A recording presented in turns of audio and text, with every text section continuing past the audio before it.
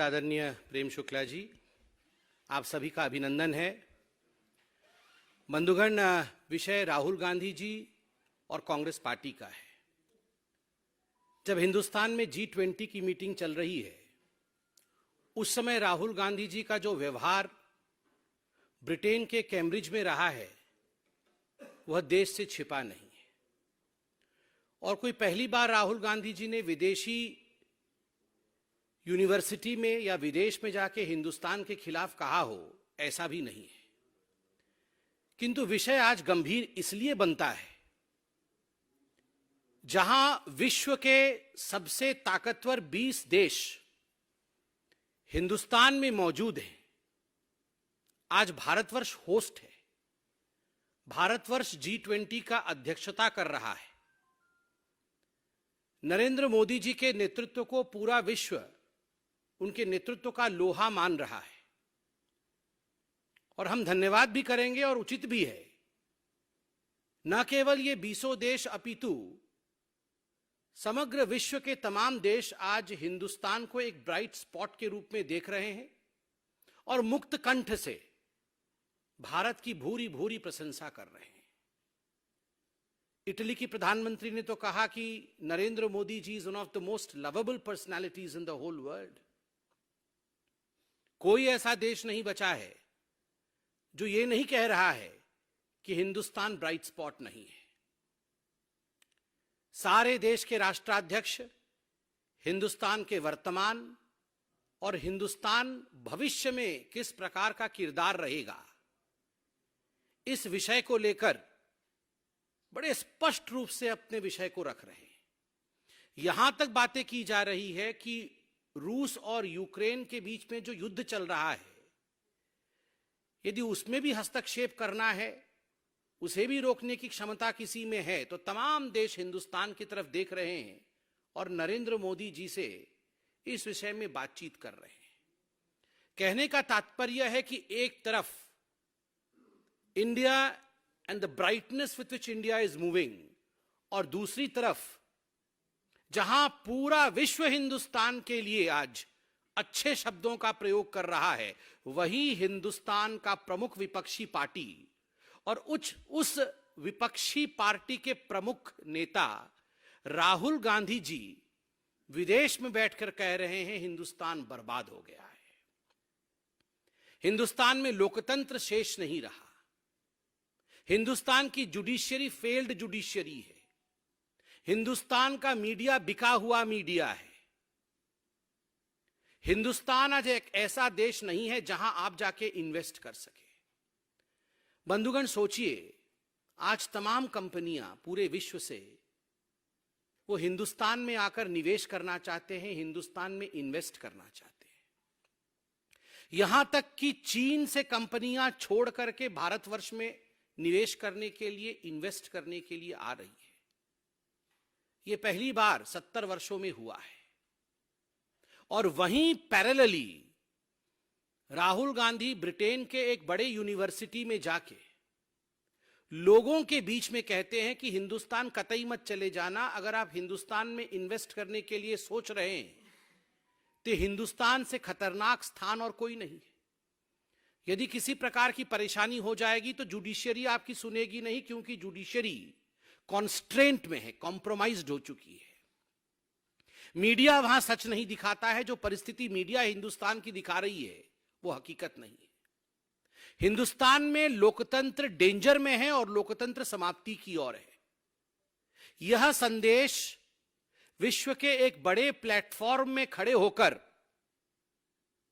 राहुल गांधी पूरे विश्व को देने की कोशिश कर रहे हैं। मुझे तो आश्चर्य हो रहा है। वैसे तो लोग जानते हैं, विश्व भर में लोग जानते हैं राहुल गांधी क्या है, कितना विश्वास करना है, कितना विश्वास नहीं करना है। मगर एक पल के लिए जरा आंख बंद करके सोचिए, जिस पाकिस्तान ने भी हिंदुस्तान के विषय में यह सब कहने से कतराया है, हिम्मत नहीं करता है पाकिस्तान ग्लोबल फोरम में खड़े होकर यह कहे कि इंडिया की जुडिशरी कॉम्प्रोमाइज्ड है, इंडिया में डेमोक्रेसी नहीं है, इंडिया की मीडिया बिकी हुई मीडिया है। वो राहुल गांधी जाके आज वर्ल्ड प्लेटफॉर्म में इंडिया को इस प्रकार से प्रेजेंट कर रहे हैं। और ठीक दूसरी तरफ राहुल गांधी जी के मैं स्लाइड्स को देख रहा था, प्रेजेंटेशन के स्लाइड को। प्रेस कॉन्फ्रेंस में 5 मिनट की देरी इसलिए हुई क्योंकि मैं 1 घंटे के राहुल गांधी के भाषण को अक्षरशः सुन के आया। वो कहते हैं कि चीन एक अलग किस्म का देश है, चीन सद्भावना चाहता है, चीन जो डेवलपमेंट कर रहा है, चाइना की जो कम्युनिस्ट पार्टी है वो हार्मोनी, कोट अनकोट, क्योंकि अंग्रेजी में उनका भाषण था, दे वांट हार्मनी, वो हार्मनी चाहती है। उन्होंने कहा कि मैंने पूछा कि क्या चीन एक राष्ट्र है, इज चाइना अ नेशन? तो किसी ने उन्हें चाइना एक नेशन क्यों है वो समझाया कि चाइना में येलो रिवर है और येलो रिवर ही चाइना को एक नेशन के रूप में बांधती है। जब चाइना येलो रिवर के उफान को कंट्रोल कर लेती है तो चाइना महान बन जाती है और चाइना एक राष्ट्र बन जाता है।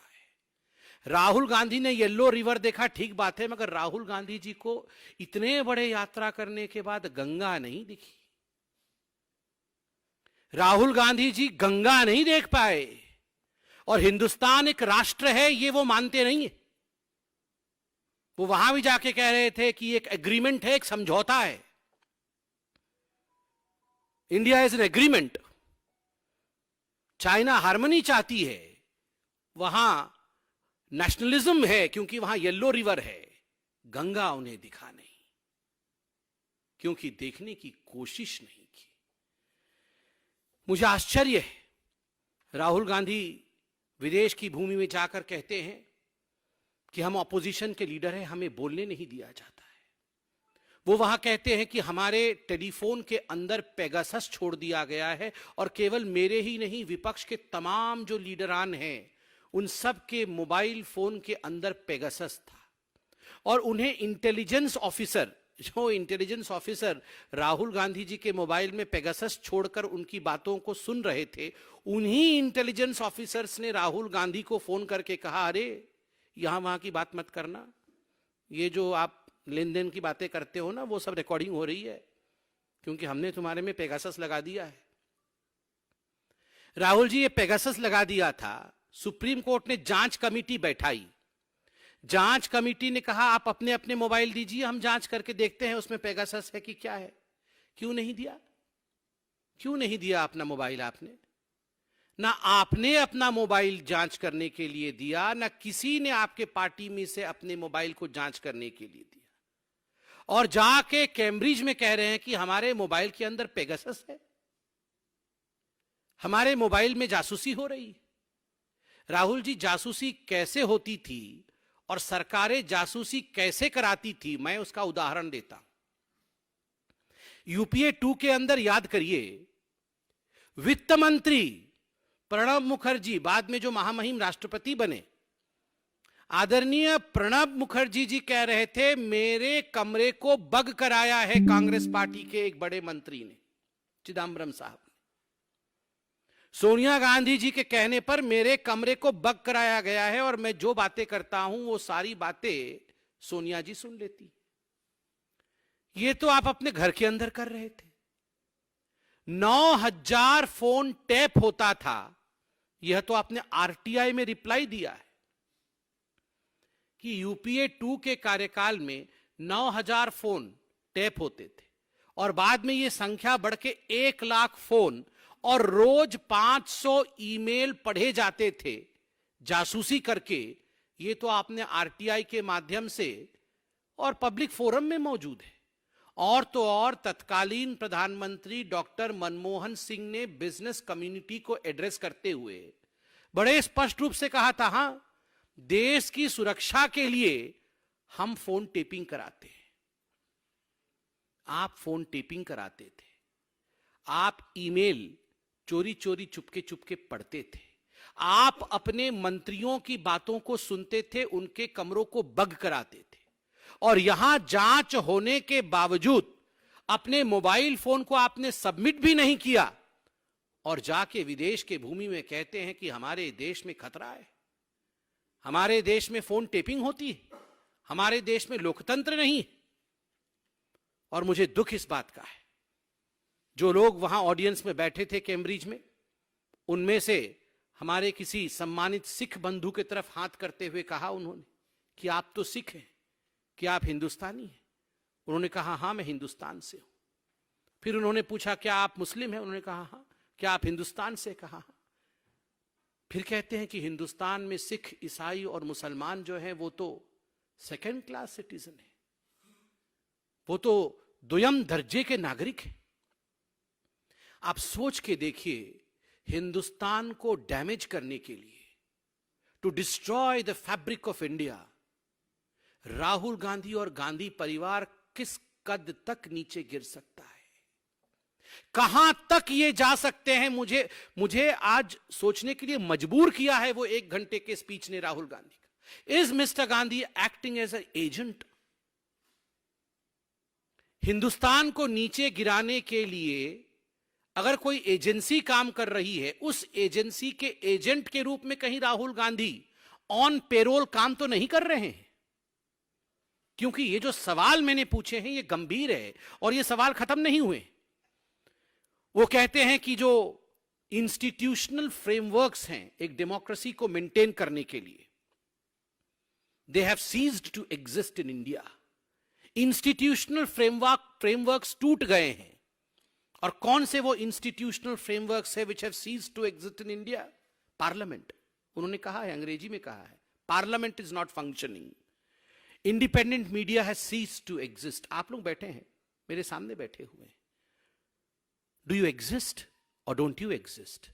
Please ask yourself. आप अपने आप से पूछिए कि ये जो मीडिया मेरे सामने बैठी हुई है ये एग्जिस्ट करती है या ये बिकी हुई है? आप अपने आप से पूछिए कि independent media has ceased to exist और judiciary has ceased to exist.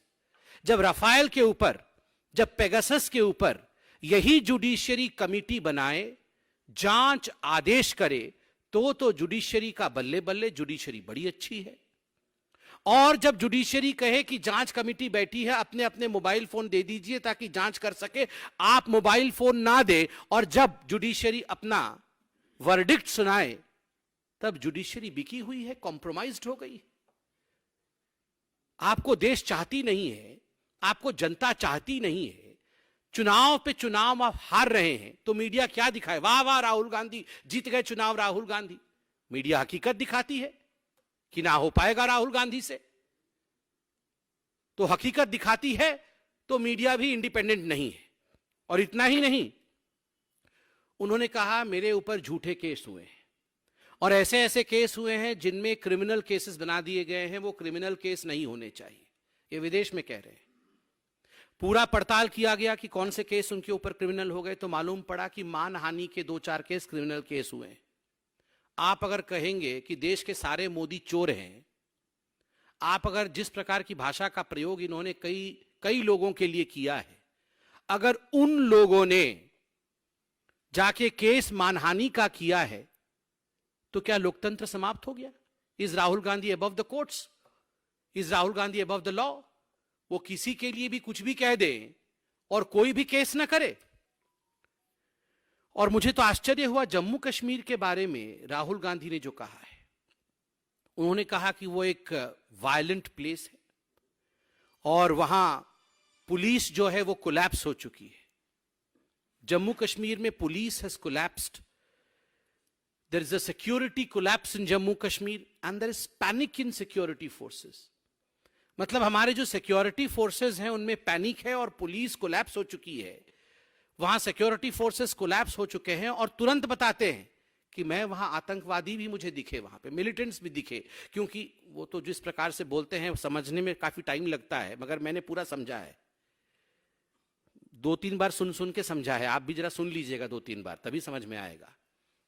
वो बोल रहे थे कि मैं जा रहा था तो एक लड़के ने इशारा किया, तो मैंने उसके इशारे को देखा, तो उसने कहा इधर आओ, तो मैंने कहा तुम इधर आओ, तो फिर वो उधर आया राहुल जी के पास और राहुल जी को बोला वो देखो। राहुल जी ने देखा उधर, तो बोला वो जो 5 लोग खड़े हैं वो मिलिटेंट है, आतंकवादी है। राहुल जी बोला अच्छा अब मेरा क्या होगा, ये तो मुझे मार देंगे, ये तो आतंकवादी आ गए हैं। तो बोले नहीं नहीं नहीं, तुम्हें नहीं मारेंगे क्योंकि तुम अहिंसा के साथ चल रहे हो। मतलब फिर राहुल जी ने कहा, मुझे मेरे सामने आतंकवादी खड़े थे और उन्होंने मुझे बहुत, दे गेव मी लुक्स, अंग्रेजी में कहा लुक्स, मतलब भयंकर दृष्टि से देखा, बस तेरा तो आज होने वाला है काम। मगर फिर कुछ नहीं किया। इसलिए नहीं किया क्योंकि मेरे साथ, मेरे अंदर वो सिक्योरिटी तो कोलैप्स हो गई थी, पुलिस तो फेल हो गई थी, मगर उनके अंदर अहिंसा थी। इसलिए आतंकवादियों ने बोला, नहीं तेरे अंदर अहिंसा है, तुमको मैं नहीं मारेंगे, तो छोड़ दिया। मतलब ये जो सिक्योरिटी फोर्सेस कोलैप्स हो गई, पुलिस तो कोलैप्स हो गई, मगर ये जो आतंकवादी बम फोड़ करके निर्दोष लोगों को मार रहे हैं पूरे हिंदुस्तान में, और जम्मू कश्मीर में जो निर्दोष लोगों की हत्या हुई, ये निर्दोष लोगों के साथ अहिंसा नहीं थी, इनके साथ हिंसा थी, तभी उनको मार दिया आतंकवादियों ने। और राहुल गांधी के दिल के अंदर से अहिंसा थी, इसलिए आतंकवादी ने तुम्हें छोड़ रहे हैं। क्या बोलते हैं ये राहुल गांधी? विदेश में जाकर देश के खिलाफ इस प्रकार की भाषा का प्रयोग, इस प्रकार से देश बर्बाद हो गया है, इसका प्रस्तुतिकरण राहुल जी, मुझे माफ करिएगा मगर आज मुझे कहना पड़ रहा है, just because you are not a bright kid, that does not mean India is not a bright spot. Just because you are not the bright kid of your party, of your dynastic party, that does not imply that India is not a bright spot. The corollary is, India is a bright spot, but you have failed to be the bright kid of your dynastic party, Rahul Gandhi. पहले आप bright बनने की कोशिश करिए. India is bright and India is doing good. Thank you so much.